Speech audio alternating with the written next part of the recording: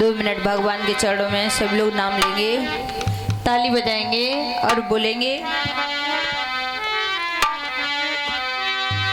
कि सीताराम सीताराम सीताराम कहिए, जाई विधि राखे राम ताही विधि रहिए। विधि रहिए, बोलो ताली बजा के बोलो।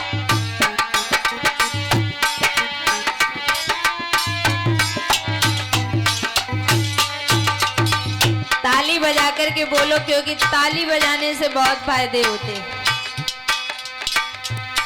खेती में ट्रैक्टर का, जिले में कलेक्टर का, थाने में इंस्पेक्टर का बहुत बड़ा महत्व होता है। उसी तरीके से भोजन में थाली का, घर में घरवाली का, ससुराल में साली का और कीर्तन में ताली का बहुत बड़ा महत्व होता है। बिल्कुल सही बात है। इसलिए हाथ ऊपर करके ताली बजाएंगे। हमारी हस्त रेखा पर शायद बाबा की नजर पड़ जाए तो हमारी किस्मत की रेखा बदल जाए। अरे सीताराम सीताराम सीताराम कहिए, जाई विधि राखे राम ताही विधि रहिए।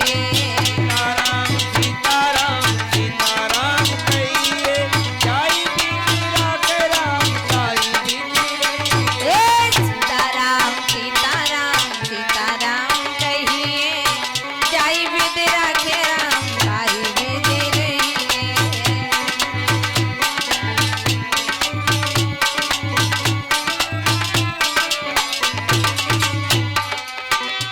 अरे जिंदगी की डोर सौंप हाथ दीनानाथ के,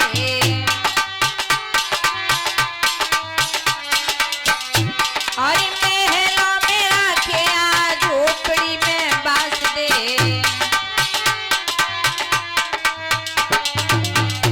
और धन्यवाद निर्विवाद राम राम कहिए, जाई विधि राखे राम ताही विधि रहिए।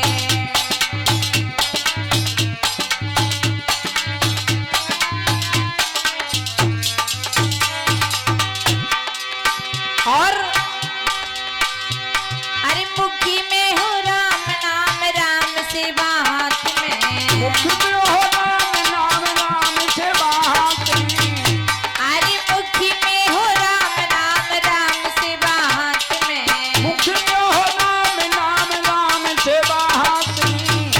अरे तू अकेला नहीं प्यारे राम तेरे साथ में। तू अकेला नहीं प्यारे प्रभु तेरे साथ में।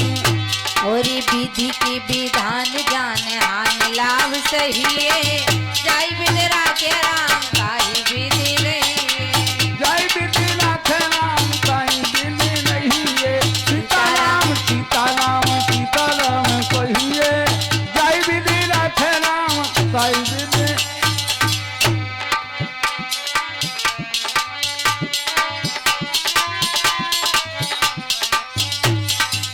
देखो, पानी में डूबोगे तो मृत्यु निश्चित है। पानी में डूबोगे तो मृत्यु निश्चित है, और भक्ति में डूबोगे तो मुक्ति निश्चित है। इसलिए भक्ति में बन। वैसे महाराज, हमारी माताएं बहनों की तो थोड़ी बहुत आवाज आती है, पर तुम्हारी ये भैया दादा की तो आवाज ही नहीं आती है। आपू की नहीं आवाज आ रही।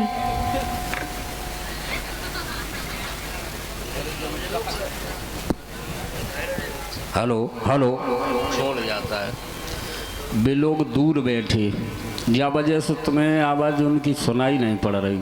बोल तो भी बहुत तेज से रही, अच्छा, बहुत जोर से बोल रही, लेकिन तुम्हारी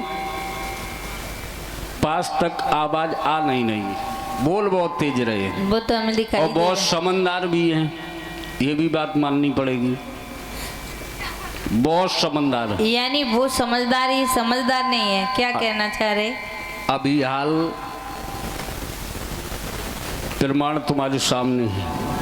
क्या पूछूं? हम्म। आप लोगों ने कई बार कथाओं को सुना, और मैं निवेदन करूंगा माताओं बहनाओं से, जो सुहागवती बहनाएं और माताएं हैं, जरा हाथ ऊंचा करें। सुबह ब्रह्म मुहूर्त में जागने के बाद अपने अपने पतियों के कौन कौन चरण को स्पर्श करती, कौन पैर छूती, जरा हाथ ऊंचा करो, बोलो। किए तो हैं, देखो। है तुम गद्दी पे बैठ करके पीछे वालों की बुराई कर रही हो। अब इनका देख लिया हाल। हाथ उठा दो रही है आप, दिखाई नहीं दे रहा आपको ठीक से। अरे हमें दिखाई दे रहा है। अच्छा मैया फिर से कर दियो हाथ ऊपर। अगर एक दो ने हाथ ऊपर कर दिया उससे क्या कर लाड़े होगा। अच्छा हाँ, तो आप क्या कहना चाह रहे हो?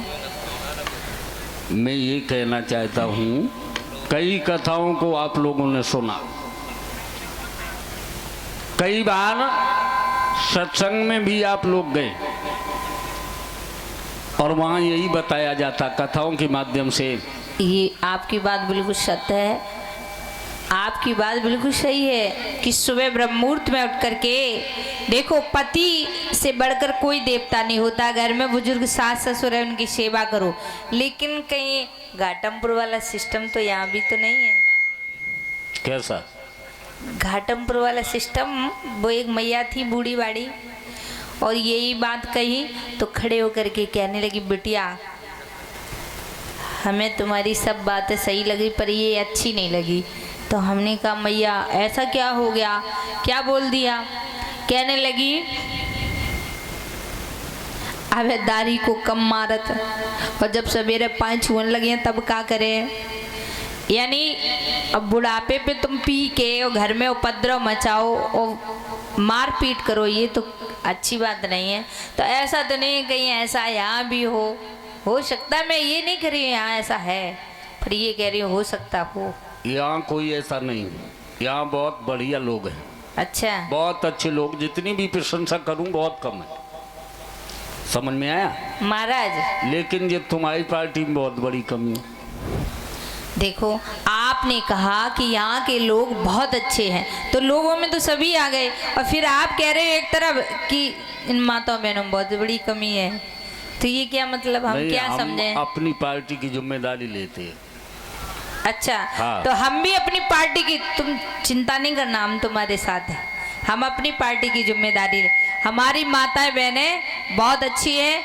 आज से ये काम करना है, क्योंकि यहाँ पर हर जगह ही भागवत कथाएं इत्यादि हो रही हैं, और हमारी जो कथाएं, इनसे हमको शिक्षा भी लेनी चाहिए कि देखो पति और सास ससुर की सेवा करना चाहिए।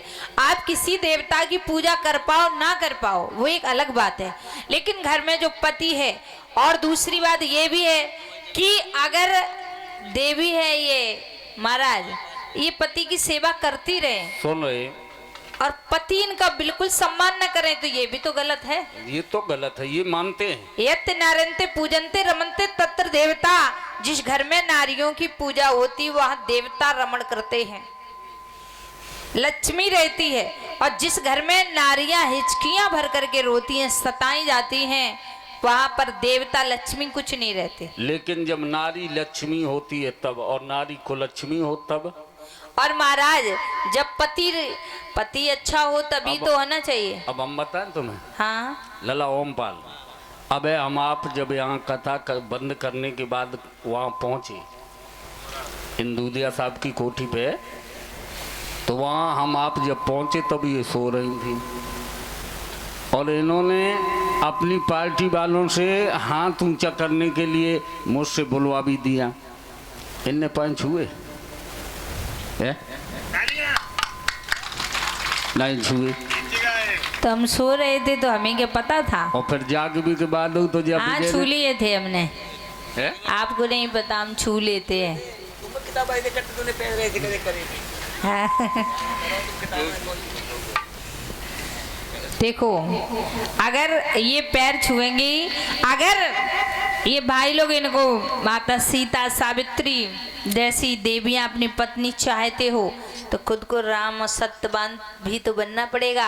अगर पत्नी अनसुईया चाहते हो तो अत्रि मुनि बनना पड़ेगा। ये नहीं कि तुम तो इन्हें सीता बनाना चाहते हो और खुद रावण बने रहो, तब भी गलत है। खुद राम बनकर भी तो देखो। तो एक बार जोरदार सब लोग तालियां बजाएंगे और एक बात और बताएं, ताली बजा करके भजन करवाएंगे।